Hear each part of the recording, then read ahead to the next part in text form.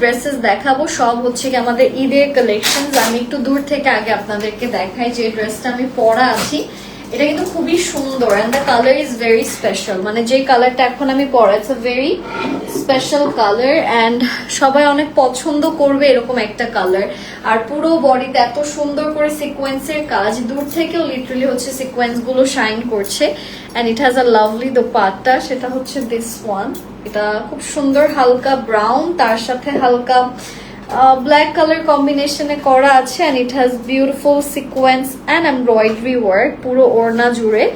This is the sequence and embroidery work all around the dupatta. If you like it, take a beautiful screenshot. এটার price কত?